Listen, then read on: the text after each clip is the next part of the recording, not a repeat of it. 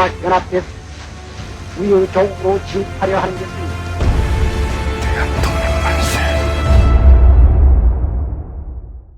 자, 지금부터는 일제의 식민 통치에 대한 우리의 민족 독립운동이 어떻게 전개되었는지 각 시기별로 살펴보도록 하겠습니다. 무엇보다 1910년대 일제에 의한 무단 통치는 조선 민족에 대한 공포를 유발하고 대단히 강압적으로 조선 민족이 숨도 쉬지 못할 정도로 아주 강력하게 통제를 해나가기 시작하는데요. 이에 따라서 국내에서는 거의 제대로 된 독립운동을 할 수가 없었습니다. 그래서 어쩔 수 없이 1910년대는 몰래 지하에 숨어서 이른바 언더그라운드 상태로 독립운동을 할 수밖에 없었죠. 그게 1910년대 비밀 결사 형태의 독립운동입니다. 한편 국내에서 활동이 대단히 어려워진 수많은 독립운동가들은 국내를 떠나서 해외로 떠나기 시작합니다. 압록강을 건너고 두만강을 건너서 만주와 간도 땅으로 떠났던 수많은 우리의 독립운동가들은 1910년대에 이제 본격적인 항일 무장투쟁을 하기 위한 독립운동 기지를 건설하기 위한 노력을 본격적으로 1910년대에 기울이게 되죠. 이러한 일제에 의한 강압적인 무단 통치는 1919년 3.1운동을 통해 가지고 한계에 부딪히게 되는데요. 우리 한국인 전체에 3.1 만세운동이라고 하는 거센 저항에 맞선 일제는 통치 방식을 소위 말하는 문화통치로 바꿨었죠. 이 3.1운동 이후 우리 한국인들은 일제에 대한 저항을 본격적으로 조직적으로 전개하기 위해서 대한민국 임시정부라고 하는 전체 독립운동을 지도할 수 있는 그 중심 조직을 본격적으로 만들어 나가기도 합니다. 한편 1920년대 소위 문화통치가 전개되는 시기에 일제는 대단히 기만적이었음에도 불구하고 어찌되었건 우리 민족 독립운동의 일부를 허용을 하게 되는데요. 이 시기 우리 독립운동은 가장 다양하게 가장 활발하게 전개되기도 합니다.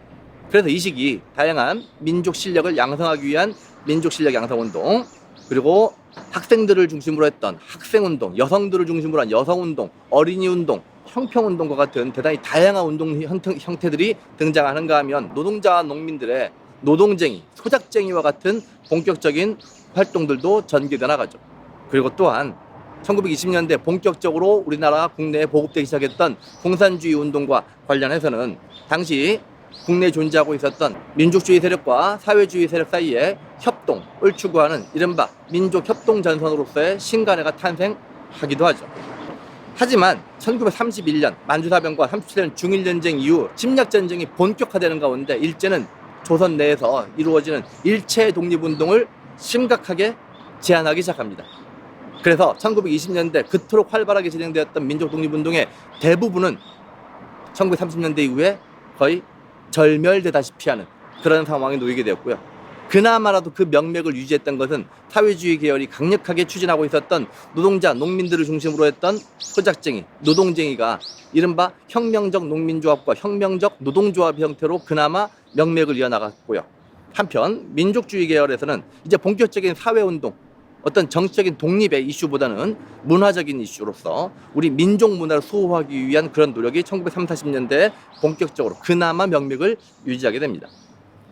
한편 해외에서는 1920년대 본격적인 항일 무장투쟁을 벌여나가는데요. 이것은 1910년대 준비를 해놨죠. 항일투쟁을 위한 독립운동 기지를 건설해놓고 이것을 바탕으로 해서 1920년대 이후에 본격적인 항일 무장투쟁을 벌여나가는데, 사실 이것도 1931년 일제가 만주를 점령한 이후 만주 땅에서의 본격적인 항일 무장투쟁이 대단히 어려워지기 시작합니다.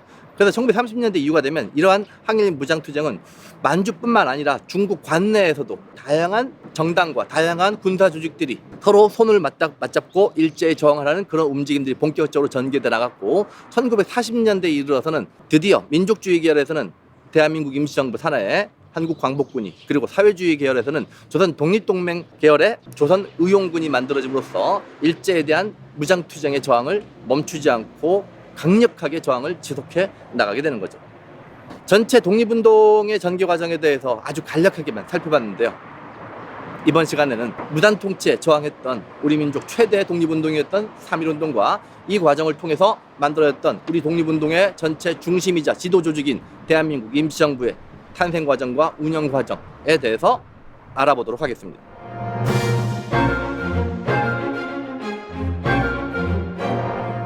1910년대 일제에 의한 무단 통치는 조선인들을 숨도 못 쉴 정도로 아주 강력하게 통제를 했는데요.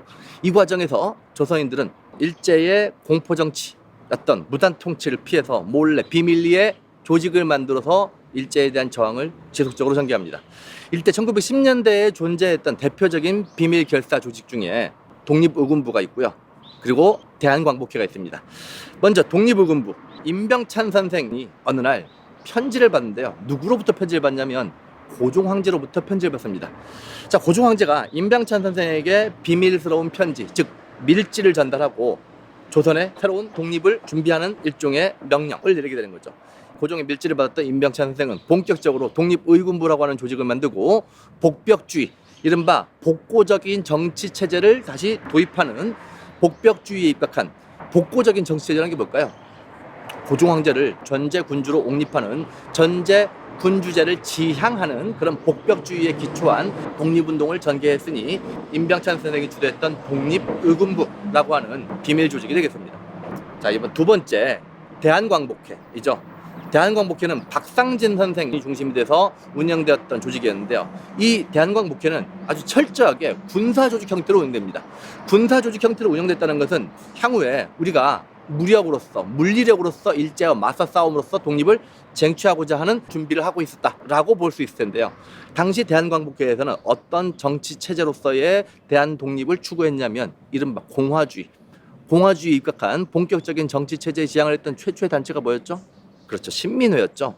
신민회에 이어서 1910년대에서는 박상진 선생이 중심이 됐던 대한광복회, 공화주의에 입각한 지하 비밀 조직으로서 활동을 전개해 나가게 됩니다.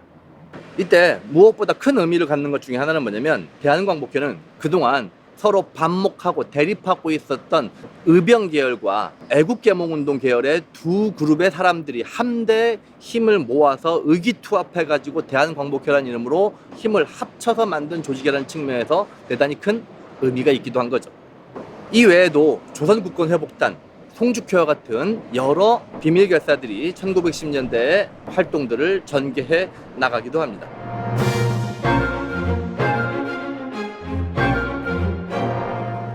(1918년) 1차 세계대전이 끝나자 승전국들이 어디에 모여가지고 평화를 논의했죠? 그렇죠. 파리 강화회의를 개최한 바 있었죠. 이때 파리 강화회의에서 미국 대통령 윌슨이 세계 평화안 14개조를 제출한 바 있습니다. 그 중에 가장 주목할 만한 것이 민족 자결주의가 있었다고 그랬죠. 이 민족 자결주의는 식민지 민중들에게 자신들의 운명을 스스로 개척할 수 있는 기회를 줘야 된다라고 하는 미국 대통령 윌슨의 제안이었었는데요. 민주 자결주의의 주장은 국내에 활동하고 있었던 수많은 독립운동가들과 그리고 조선 민중들한테 큰 희망을 안겨다 줍니다. 이제 강대국들의 도움을 통해서 우리의 독립도 가능하겠구나 라고 하는 생각을 할 수 있게 된 거죠. 이러한 소식에 크게 고무되었던 상하이에서 활동하고 있었던 신한청년당이라고 하는 독립운동 단체에서는 김규식 선생을 파리 강화회의에 파견함으로써 우리 식민지 조선의 독립을 국제사회에 호소하는 기회로 삼고자 노력하기도 하죠.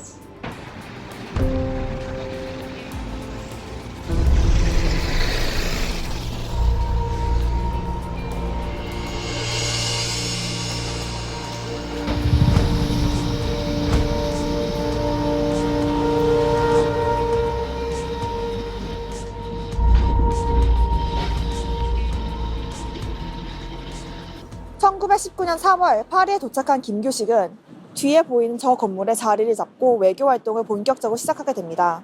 그리고 상하이에서 1919년 4월 임시정부가 공식적으로 수립되자 임정은 김규식을 외무총장으로 임명하고 본격적인 외교 활동을 주문하게 됩니다. 이 건물에 대한임시정부 파리 대표부가 설치되고 파리 강화에 참여한 승전국들을 대상으로 한국의 독립 문제를 제기하게 됩니다. 비록 파리 강화회의에서 승전국들이 약소국들의 입장을 무시함으로써 큰 성과를 거두지는 못했지만 외국에 한국 독립 문제를 알리는 중요한 시작점이 되었습니다. 더불어서 윌슨의 민족 자결주의보다 더 앞서가지고 사실은 러시아 혁명을 성공하였던 러시아의 레닌이 민족 자결의 원칙이라고 하는 걸 발표함으로써 이 식민지 민중들의 민족 자결이라고 하는 것은 꼭 미국만이 제안한 것이 아니고 러시아의 레닌, 그 다음에 미국의 윌슨 등이 제안하면서 1차 세계대전이 끝났던 국제사회에 중요한 이슈로 부각되었고 우리 한국 민중들에게 크게 자극제가 되었던 거죠. 그리고 해외에서 대한의 독립을 요구하는 독립선언들이 잇따르게 됩니다. 1919년 만주에서 발표되었던 무호독립선언에서는 독립군아 봉기하라, 독립군아 천지를 휩쓸라, 육탄열전으로 독립을 완성하자와 같은 강력한 선언들을 함으로써 무장투쟁에 의한 독립의 필요성을 강력하게 제기하기도 하죠. 그리고 1919년 2월 8일이 되면 일본 도쿄에서 유학 중이었던 일본의 유학생들이 28 독립선언을 낭독하고 독립에 대한 강력한 의지를 표명한 바 있기도 하죠. 이러한 국제 정세의 변화, 그리고 해외에서부터 시작되었던 독립선언 등은 국내에서 활동하고 있었던 독립운동가들한테도 큰 자극제가 되는데요. 천도교를 중심으로 한 민족주의 계열 인사들을 중심으로 해서 우리의 독립을 주장할 수 있는 대규모의 만세운동을 준비하기 시작합니다. 1919년 3월 1일 민족대표 33인이 이곳에 있었던 태화관이라고 하는 유리집에 모입니다. 기미독립선언문을 낭독하기 위함이었죠. 1919년 연초부터 파리에서 열렸던 파리 강화회의에서 미국 대통령 윌슨이 제안했던 민족 자결주의, 그리고 만주에서 울려 퍼졌던 무호독립선언, 그리고 일본 도쿄에서 어린 청년 학생들이 외쳤던 28 독립선언과 같은 것들은 국내에서 활동하고 있었던 수많은 민족 독립운동가들한테 큰 자극제가 되었는데요. 이 땅 조선 내에서도 일제의 침략이 한가하는 대대적인 민족운동을 전개하기 위한 그런 준비가 결국 1931년 3월 1일 고종의 국장일을 계기로 해가지고 기미독립선언문의 낭독으로 이어지게 되죠. 이곳에서 기미독립선언문을 낭독한 민족대표 33인은 일제 경찰에게 자진신고하여 모두 다 경무총감부로 끌려갔고, 그 뒤로 최소 1년에서 2, 3년 형을 받고 갖은 고초를 겪기도 하였으며, 한편 바로 옆에 있었던 탑골공원에서 본격적인 만세 시위를 전개했던 학생과 시민들은 전국 곳곳에 1910년부터 45년까지 일제강점기 동안 이루어졌던 가장 큰 최대 규모의 민족운동을 전개했으니 바로 3.1 만세운동의 시작이었던 것이죠. 태화관에서 진행되었던 기미독립선언문의 낭독은 낭독대로, 그리고 이곳 탑골공원에서 학생과 시민들의 독립선언문의 낭독은 낭독대로 동시에 3월 1일에 진행이 됩니다. 그리고 이것으로부터 본격적인 3.1 만세운동이 시작되는데요. 일제강점기 동안 우리나라 독립운동의 최대 규모의 독립운동이었던 3.1운동은 크게 3단계로 진행된다고 볼 수 있습니다. 먼저 1단계, 이곳 탑골공원에서 진행되었던 만세운동. 2단계는 탑골공원이 있는 이곳 서울로부터 시작하여 전국에 있는 주요 도시로 확산되는 단계입니다. 이 1단계와 2단계로 진행되면서 애초부터 민족대표 33인이 고민하였듯 일제에 대한 저항은 그야말로 비폭력 저항의 원칙을 따라 가지고 오로지 조선독립 만세라고 하는 만세 시위 중심으로 진행이 됩니다. 그러하던 만세 시위가 3단계, 농촌 각 지역으로 전국 곳곳에 지방 곳곳으로 확대되어 나갔을 무렵 3.1운동은 다소 폭력적인 양상을 띠기도 하죠. 그것은 아마도 각 지역에 있었던 농민들이 1910년대 동양척식 주식회사가 중심이 되었던 토지조사 사업 등을 거치면서 기한부 소작농으로 전락하는 등 경제적으로 심각하게 몰락한 것에 대한 격렬한 분노가 표출된 것이 아닌가 싶습니다. 일제의 주재소, 오늘날의 파출소이죠. 일제의 주재소, 각 지역의 동양척식 주식회사에 대한 농민들의 물리적인 저항과 물리적인 공격 등은 아마도 3단계에 이르러서 그야말로 거족적인 항쟁으로 3.1운동이 확대되었다고 하는 것을 의미했을 뿐만 아니라 1910년대에 내재되어 있었던 조선 민중들의 분노가 본격적으로 표출되어 나온 것이라고 볼 수 있겠죠. 한편 1919년 3.1운동은 민족 최대의 독립운동인과 동시에 이후 1920년대 이후에 우리나라 독립운동을 본격적으로 전개해 나갈 수 있는 대단히 중요한 원동력으로서 자리매김하게 되었고요. 무엇보다 이 사건을 계기로 해서 우리 독립운동에 대한 보다 더 강력한 조직적인 투쟁의 필요성이 제기되면서 우리 독립운동 전체를 지도하고 중심에 설 수 있는 중추기구로서 대한민국 임시정부의 필요성이 본격적으로 제기되기 시작합니다. 그러면 독립운동가들이 대한민국 임시정부의 결성을 위한 본격적인 노력에 돌입하게 되죠.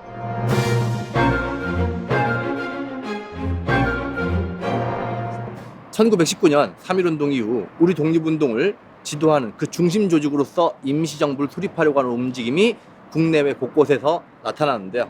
그 결과 만들어진 임시정부들이 연해주 블라디보스톡에 있었던 대한국민의회, 그리고 상하이에 탄생했던 대한민국 임시정부, 그리고 국내인 서울에 등장했던 한성정부와 같은 것들이 대표적인 사례를 하겠습니다. 이때 각지에 흩어져 있는 임시정부를 하나로 통합하기 위한 노력을 본격적으로 기울이는데요. 이 통합 노력의 결과 탄생한 것이 상하이에 있었던 대한민국 임시정부이죠. 3.1운동으로 수립되었던 대한민국 임시정부가 현재 대한민국 정부로 그 법통이 계승되고 있죠. 이것은 헌법에도 명시가 되어 있는 부분이기도 한데요. 이에 따라서 어떤 분들은 우리나라 정부 수립일을 48년 8월 15일로 볼 것이 아니고 1919년 4월 11일 대한민국 임시정부의 수립일이 우리 대한민국 정부의 원래 수립일이다 라고 주장을 하고 정부 수립일에 관련된 변경이 필요하다라고 하는 주장을 하는 분들도 계시기도 하죠. 대한민국 임시정부는 신민회에서 최초로 주장하였던 공화주의에 입각한 근대 국민국가 건설을 처음으로 실현한 우리의 정부 조직입니다. 드디어 공화제에 입각한 정부 조직이 탄생하는데요. 민주공화국으로서 대한민국 임시정부는 3권 분립에 기초하여 정부 구성을 하게 되는데요. 이때 입법기관으로서 임시의정원, 행정기관으로서 국무원, 그리고 사법기관으로서의 법원, 각각의 입법, 사법, 행정기관을 둠으로써 3권 분립에 기초한 민주공화제 국가를 지향했다라고 할 수 있죠. 1919년 대한민국 임시정부는 상하이에서 본격적인 활동을 하기 시작하는데 비록 몸뚱아리는 상하이에 있지만 우리나라 대한민국을 대표하는 정부기관으로서 당연히 행정조직과 각종 연락망 등은 갖추고 있어야겠죠. 그래서 대한민국 임시정부는 연통제라고 하는 국내의 비밀 행정망과 그 다음에 교통국이라고 하는 비밀 연락망을 갖추게 되는데요. 이때 연통제, 서울을 비롯한 국내 곳곳에 대한민국 정부와 연락할 수 있는 비밀 행정조직을 갖췄는데 그 중에 여러분들이 곧 보시게 될 곳이 연통제의 서울 지점이 있었던 그런 곳이죠.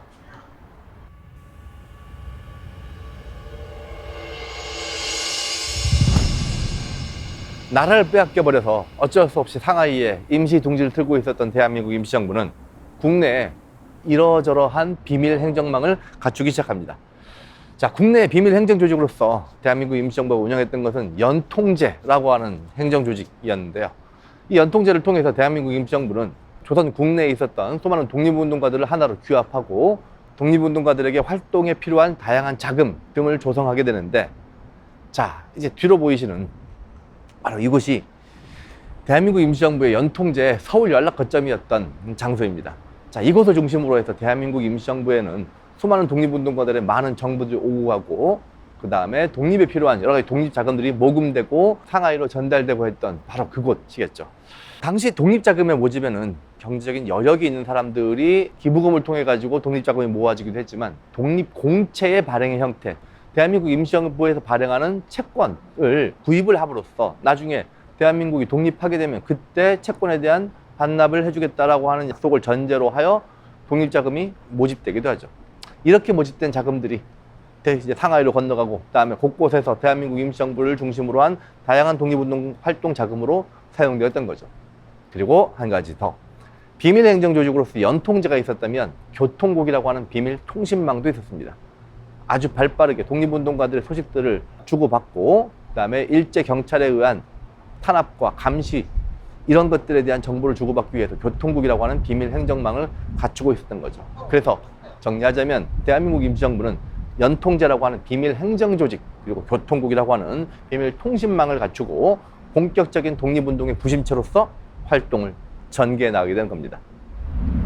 또한 대한민국 임시정부는 독립신문을 간행함으로써 대한민국 임시정부의 존재를 전 세계 그리고 대한민국 국민들에게 널리 알려나가기도 했는데요. 한일관계 사료집을 간행함으로써 한국과 일본 사이의 오랜 역사 속에서 사료를 통해서 그간 양측 사이의 관계가 어떠했는지를 확인하고 향후 우리가 일본으로부터 독립할 수 있는 그런 역사적 근거 등을 일반 국민들한테 제공하기 위한 노력들을 전개하기도 하죠. 그리고 대한민국 임시정부는 군사활동에도 많은 관심을 가졌는데요. 이른바 광복군 사령부 그리고 참의부와 같은 군사조직을 만듦으로써 군사활동을 통한 독립운동에도 크게 신경을 쓰게 됩니다. 한편 대한민국 임시정부가 총 3개가 있었던 임시정부 중에 상하이로 통합된 까닭이 무엇일까요? 당시 블라디보스톡에 있었던 대한국민의회는 무엇보다 강력한 항일 무장투쟁을 통한 독립을 주장하는 분들이 중심이 돼서 만들어졌던 임시정부였고요. 국내에 있었던 한선 정부는 국내에 있었다라고 하는 큰 의미가 있었음에도 불구하고 사실 일제에 의한 무단 통치와 문화 통치로 인해서 실질적인 임시정부로서의 활동을 하기는 제한이 있었겠죠. 한편 이에 비해서 또 상하이에서는 어떤 분들이 또 상하이에 모였냐? 상하이는 중국 내에서 가장 외교 활동, 국제사회에 우리의 독립을 호소하기 위한 외교 활동을 하기 위해서 가장 편의가 제공되는 지역으로서 상하이에서 임시정부를 만들었다는 것은 외교를 통한 독립의 의지를 강력하게 표방하기 위해서 상하이에 임시정부를 만들었던 거죠. 그 중에 상하이에 있는 임시정부로 세 개의 임시정부가 하나로 통합이 됐어요. 이것은 대한민국 임시정부가 기본적으로 가장 어떤 활동을 중심에 두려고 하느냐? 그렇죠. 외교 활동을 가장 중심에 두고 본격적인 독립운동을 전개하겠다라고 하는 것에 대한 의지의 표현이겠죠. 그래서 대한민국 임시정부는 무엇보다 외교 활동을 가장 중요하게 생각하는데요.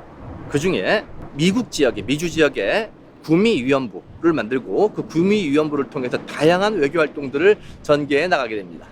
이 구미위원부를 통한 다양한 외교활동을 전개하는 과정에서 당시 대통령이었던 이승만이 1차 세계대전 이후에 탄생하였던 국제연맹에 이른바 위임통치청원서라고 하는 것을 보내게 됩니다. 일제가 우리를 지배하고 있으니 이를 대신하여 당신들 국제연맹이 우리를 통치하여 주세요. 그 통치권을 위임하는 거죠. 이 위임통치청원은 곧 문제가 되어서 대한민국 임시정부가 되게 큰 어려움에 빠지게 되는 중요한 원인을 제공하기도 하죠. 1923년 상하이에 주요 독립운동가들이 모두 모이기 시작합니다. 국민대표회의에 참석하기 위함이었죠. 국민대표회의는 왜 소집되었을까요? 이른바 이승만의 위임통치청원서. 이것이 많은 독립운동가들한테 알려지면서 독립운동가들의 분노가 유발되기 시작합니다. 도대체 임시정부의 대통령이란 자가 우리의 직접적인 힘으로써 독립을 쟁취하기 위한 노력을 기울이기는커녕 강대국들한테 의존해서 심지어 우리 통치권을 그들한테 넘겨주겠다라고 하는 발상을 갖고 있다라고 하는 것 자체를 대부분의 독립운동가들은 용납할 수가 없었던 거죠. 사실 대한민국 임시정부가 1919년 만들어진 그 이후에 여러 가지 문제들, 자금의 문제, 그 다음에 사상적 갈등의 문제 등등등의 많은 문제들이 있었지만 결국 이 이승만의 위임통치청원 때문에 이 갈등은 폭발하게 되었고요. 1923년 상하이에 모였던 독립운동가들은 크게 두 가지 그룹으로 나뉘어서 치열한 논쟁을 벌이게 됩니다. 첫 번째, 개조파, 그리고 두 번째, 창조파가 바로 그것이죠. 개조파는 대한민국 임시정부의 조직체계가 분명 문제가 있어. 그러니까 개조해서 뭔가 변화시켜서 대한민국 임시정부를 운영을 해야 돼 라고 주장하는 대표적으로 김구 선생, 이시영 선생과 같은 분들이었고요. 한편 창조파, 대한민국 임시정부는 애초에 탄생부터 뭔가 잘못된 방향을 걸어왔어. 외교 독립, 강대국들한테 의존하는 그런 독립, 그게 가당키나 한 것 같아? 이런 독립은 애초부터 방향이 잘못되었기 때문에 대한민국 임시정부의 방향을 아예 처음부터 리셋시키고 새로 만들어야 돼. 어떤 방향으로? 우리의 물리적인 힘으로 직접 독립을 쟁취하기 위한 무장투쟁을 주도하는 조직으로서의 대한민국 임시정부를 만들어야 돼. 그렇게 하기엔 상하이라고 하는 것이 적절하지가 않지. 어디로? 무장투쟁에 유리한 만주와 연해주를 중심으로 해서 새로운 임시정부를 만들어야 한다라고 주장했던 세력이 창조파죠. 이러한 개조파와 창조파의 치열한 논쟁은 약 6개월간 지속되는데요. 어떻게 결론 났을까요? 안타깝게도 결국 결론에 이르지 못한 채 대한민국 임시정부의 국민대표회의는 무산돼 버리고 말았고요. 이 과정에서 대한민국 임시정부에 실망하였던 창조파는 대거 만주와 연해주로 뒤도 돌아보지 않고 떠나버립니다. 그리고 개조파였던 사람들의 상당수도 대한민국 임시정부에 너무나 실망한 나머지 대한민국 임시정부를 버리고 각자 자신들이 독립운동을 펼칠 수 있는 주요 공간으로 떠나버리게 됩니다. 사건의 발단이 됐던 이승만은 이미 미국으로 가서 머물고 있었고요. 1925년 이승만은 대한민국 임시정부에서 탄핵됩니다. 우리나라에서 최초로 탄핵되었던 대통령이 되겠죠. 이승만이 탄핵되고 박의식 선생이 제2대 대통령으로 추대되었습니다만 박의식 선생이 불과 3개월 만에 병사하면서 대한민국 임시정부는 정말 존재감이 없는 조직으로 전락해버리고 맙니다. 독립운동가들이 다 떠나버리고 대통령은 탄핵되었고 김구 선생만이 외롭게 1920년대와 30년대 한가운데를 대한민국 임시정부를 지켜내면서 그 명맥을 유지하게 되죠. 그리고 1930년대 이후에 대한민국 임시정부는 다시 충칭해서 빛을 발하게 됩니다. 오늘 1919년 3.1운동과 이를 계기로 해서 탄생하였던 대한민국 임시정부에 대해서 알아봤는데요. 다음 시간에는 1920년대 소위 문화통치 시기에 본격적으로 전개되었던 민족실력 양성운동과 여성운동, 소년운동, 학생운동과 같은 대단히 다양한 운동 형태들에 대해서 공부해 보도록 할게요. 그리고 마지막 보너스. 대한민국 임시정부의 연통제 서울 연락거점이 있었던 이곳은 우리나라 최초의 약방으로 기록되어 있는 동화약방이 자리 잡았던 곳입니다.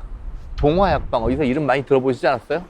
현재 이름은 동화약품이라고 하는 우리나라의 대표적인 약품 제조회사가 됐죠.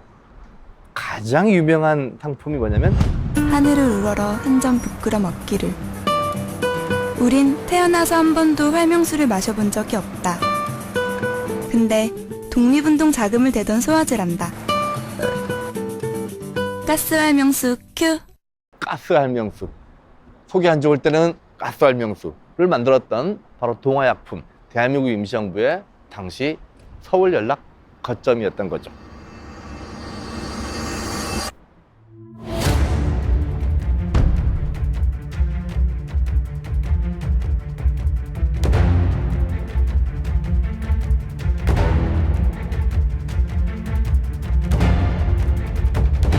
해석이 아니라 체험을 줘도 역사를 바꿀 수 있는 겁니다.